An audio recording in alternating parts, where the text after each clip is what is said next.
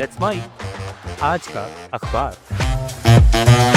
नमस्कार, let's mic में आपका स्वागत है। आज का अखबार के साथ मैं राखी जैन। द न्यूयॉर्क टाइम्स में प्रकाशित लेख में शीर्षक ट्रंप अपने ही बनाए भंवर में फंस गए हैं।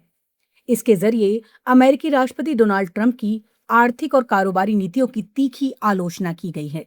लेख का कहना है कि ट्रंप की जीरो सम सोच यानी दूसरे का नुकसान ही अमेरिका का फायदा है। इसने खासकर टैरिफ और व्यापार नीति को नुकसानदेह बना दिया है। टैरिफ का बोझ आखिरकार अमेरिकी उपभोक्ताओं और कारोबारियों पर पड़ा, सामान महंगा हुआ और नौकरियों पर भी असर पड़ा। लेख के मुताबिक ट्रंप ने टैरिफ को अमेरिकी उद्योग और रोजगार वापस लाने का हथियार बताया था, लेकिन उपलब्ध आंकड़े इसके उलट तस्वीर दिखाते हैं। अमेरिकी परिवारों पर अरबों डॉलर का अतिरिक्त बोझ पड़ा है, जबकि मैन्युफैक्चरिंग क्षेत्र में बड़ी संख्या में नौकरियां भी कम हुई हैं।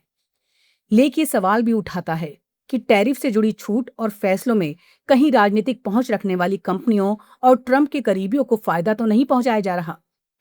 लेख की बड़ी चिंता सिर्फ टैरिफ तक सीमित नहीं है। अर्थशास्त्रियों के हवाले से कहा गया है कि ट्रंप हर रिश्ते और बातचीत को जीत हार के चश्मे से देखते हैं, चाहे मामला चीन से व्यापार का हो, प्रवासन का, विज्ञान और तकनीक का या अमेरिका की वैश्विक भूमिका का। जबकि आधुनिक अर्थव्यवस्था में सहयोग और परस्पर लाभ से दोनों पक्ष मजबूत हो सकते हैं। कुल मिलाकर लेख का सीधा संदेश यही है, ट्रंप की नीतियां अमेरिका को मजबूत करने की बजाय उसके अपने लोगों पर आर्थिक बोझ बढ़ा रही है। लेख के मुताबिक समस्या सिर्फ गलत फैसलों की नहीं, बल्कि उस सोच की है जिसमें हर सौदे में एक पक्ष की जीत और दूसरे की हार जरूरी मानी जाती है। लेखक का निष्कर्ष है कि ट्रंप अपने ही बनाए आर्थिक और राजनीतिक भंवर में फंसते जा रहे हैं और इसकी कीमत बड़ी संख्या में अमेरिकी नागरिकों को चुकानी पड़ रही है। द गार्जियन में प्रकाशित संपादकीय मेटा के स्मार्ट चश्मे, नियामकों को पहले से सतर्क होकर कदम उठाना होगा। इसके जरिए पहनकर इस्तेमाल किए जाने वाले कैमरा वाले स्मार्ट चश्मों से पैदा हो रहे निजता और सुरक्षा के खतरे पर चिंता जताई गई है। संपादकीय का कहना है, तकनीक तेजी से बाजार में आ रही है, लेकिन सरकार और नियामक उसके संभावित दुरुपयोग पर अभी भी पीछे चल रहे हैं। मेटा के नए स्मार्ट चश्मों में कैमरा लगा है, जिससे सामने वाले लोगों की जानकारी या सहमति के बिना उनकी तस्वीर या वीडियो बनाई जा सकती है।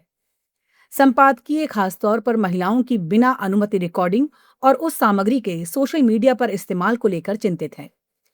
उसका तर्क है कि सार्वजनिक जगह पर वीडियो बनाना अपने आप में गैर कानूनी नहीं है, लेकिन इसका मतलब ये नहीं कि कोई व्यक्ति अनजाने में लगातार निगरानी का हिस्सा बनने के लिए तैयार है।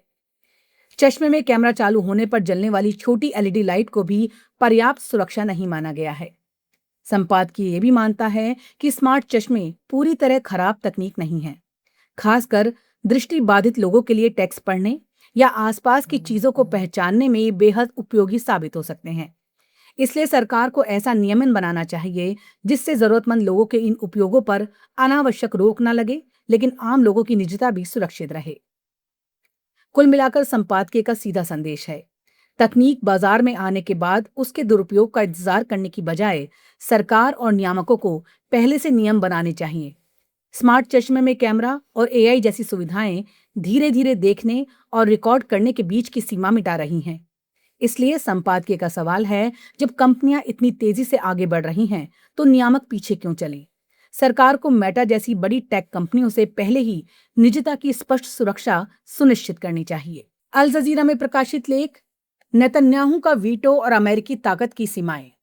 इसके जरिए ये सवाल उठाया गया है कि गाजा को लेकर अमेरिका के पास दबाव बनाने की ताकत तो है, लेकिन क्या राष्ट्रपति डोनाल्ड ट्रंप उस ताकत का इस्तेमाल इजराइल पर करने की राजनीतिक इच्छा शक्ति रखते हैं? लेख के मुताबिक ट्रंप की गाजा योजना में युद्ध खत्म करने के लिए हमास के निरस्त्रीकरण, अंतर्राष्ट्रीय स्थिरीकरण व्यवस्था, फिलिस्तीनी सुरक्षा ढांचे और चरणबद्ध इजरायली सैन्य वापसी का रास्ता रखा गया है। लेकिन इजरायली प्रधानमंत्री बेंजामिन नेतन्याहू ने साफ कर दिया है कि जब तक हमास पूरी तरह हथियार नहीं डालता, इजराइल पीछे नहीं हटेगा। लेख का तर्क है कि समस्या ये है कि पूरी तरह निरस्त्रीकरण की शर्त को कौन तय और प्रमाणित करेगा। अगर इसका फैसला इजराइल ही करेगा, तो वो जब चाहे वापसी को टाल सकता है। लेख इस टकराव को ट्रंप और नेतन्याहू के अलग अलग राजनीतिक हितों से जोड़ता है। ट्रंप गाजा युद्ध खत्म कर इसे अपनी बड़ी कूटनीतिक उपलब्धि बनाना चाहते हैं, जबकि नेतन्याहू के लिए युद्ध का अंत उनकी घरेलू राजनीति में जोखिम पैदा कर सकता है। उनके दक्षिणपंथी सहयोगी ऐसा समझौता स्वीकार करने के खिलाफ हैं, जिसमें फिलिस्तीनी संस्थाओं या अंतर्राष्ट्रीय ताकतों को गाजा में भूमिका मिले। लेख का सबसे अहम सवाल अमेरिका के लिए है। अमेरिका के पास इजराइल पर दबाव डालने के कई साधन हैं। सैन्य सहायता पर शर्तें लगाना, हथियारों की आपूर्ति धीमी करना या ये स्पष्ट करना कि अमेरिकी समर्थन बिना शर्त नहीं है। लेकिन अमेरिकी प्रशासन अब तक इस तरह के वास्तविक दबाव से बचता रहा है। लेख के मुताबिक नेतन्याहू इसी पुराने अनुभव पर भरोसा कर रहे हैं कि अमेरिका नाराज तो होगा, लेकिन अंततः पीछे हट जाएगा। कुल मिलाकर लेख का सीधा संदेश ये है, असली परीक्षा हमास से शर्तें मनवाने की नहीं, बल्कि इजराइल से अपनी बात मनवाने की है। अगर ट्रंप अपनी घोषित गाजा योजना को लागू नहीं करा पाते और नेतन्याहू उसके सबसे महत्वपूर्ण हिस्से इजरायली वापसी को रोक देते हैं, तो यह अमेरिकी शक्ति की सीमा दिखाएगा। लेख का निष्कर्ष है कि सिर्फ ताकत होना काफी नहीं, उसे इस्तेमाल करने की राजनीतिक इच्छा शक्ति भी होनी चाहिए, वरना अमेरिकी नेतृत्व की सख्त भाषा सिर्फ राजनीतिक प्रदर्शन बनकर रह जाएगी। डॉन में प्रकाशित संपादकीय इक्वल सिटीजन यानी समान नागरिक के जरिए पाकिस्तान में अल्पसंख्यकों के अधिकारों और समान नागरिकता के उस वादे की याद दिलाई गई है जो देश के संस्थापक मोहम्मद अली जिन्ना ने 11 अगस्त 1947 को संविधान सभा में किया था। जिन्ना ने साफ कहा था कि पाकिस्तान में हर नागरिक को अपने धर्म के अनुसार पूजा करने की आजादी होगी और धर्म, जाति या समुदाय के आधार पर राज्य किसी के साथ भेदभाव नहीं करेगा। संपादकीय के मुताबिक 11 अगस्त को अल्पसंख्यक अधिकार दिवस के रूप में मनाना तभी सार्थक होगा जब उस मूल भावना को जमीन पर लागू किया जाए। इसी संदर्भ में कराची में माइनॉरिटी राइट्स मार्च के जरिए जबरन धर्म परिवर्तन पर रोक, ईश निंदा कानूनों के दुरुपयोग से सुरक्षा, राजनीतिक प्रतिनिधित्व बढ़ाने, धार्मिक स्थलों और संपत्तियों की रक्षा तथा शिक्षा और रोजगार में समान अवसर जैसी मांगे उठाई जा रही हैं। संपादकीय का कहना है कि इन मांगों में किसी पर बहस हो सकती है, लेकिन धर्म के आधार पर नागरिकों की हैसियत अलग अलग हो, ये बात स्वीकार नहीं की जा सकती। लेख पाकिस्तान की मौजूदा स्थिति पर भी सवाल उठाता है। अल्पसंख्यक समुदायों को आज भी भीड़ की हिंसा, धार्मिक स्थलों पर हमलों, जबरन धर्म परिवर्तन, सामाजिक आर्थिक भेदभाव और झूठे आरोपों जैसी समस्याओं का सामना करना पड़ता है।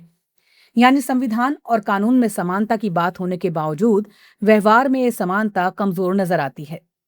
संपादकीय शांतिपूर्ण प्रदर्शन के अधिकार को लेकर भी सरकार से सवाल करता है और कहता है कि शांतिपूर्ण सभा की अनुमति किसी सरकार की मेहरबानी नहीं, नागरिक अधिकार है। इस संपादकीय का सीधा संदेश है, पाकिस्तान अगर जिन्ना की विरासत और 11 अगस्त 1947 की उनकी बात को सच में मानता है तो अल्पसंख्यकों को सिर्फ भाषणों में सुरक्षा और बराबरी देने से काम नहीं चलेगा। समान नागरिकता का मतलब है कि हिंदू, ईसाई, सिख या किसी भी धर्म का व्यक्ति राज्य के सामने उतना ही सुरक्षित, सम्मानित और अधिकार संपन्न महसूस करे जितना कोई दूसरा नागरिक।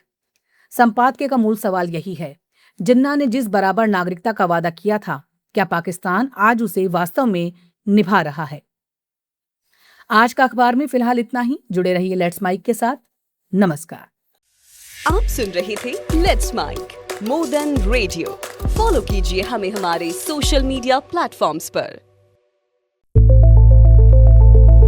It's time for news.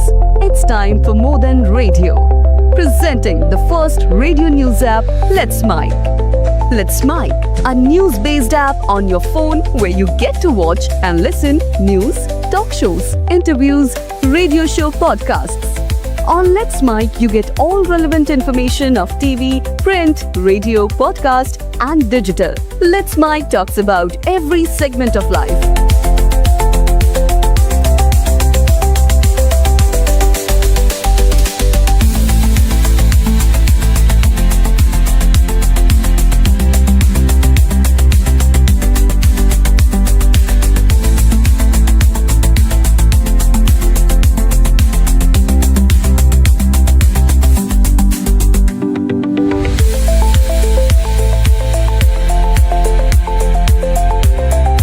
Download the app now from Play Store. Available both on Android and iOS mobile phones. Follow us on YouTube, Instagram, Twitter, LinkedIn,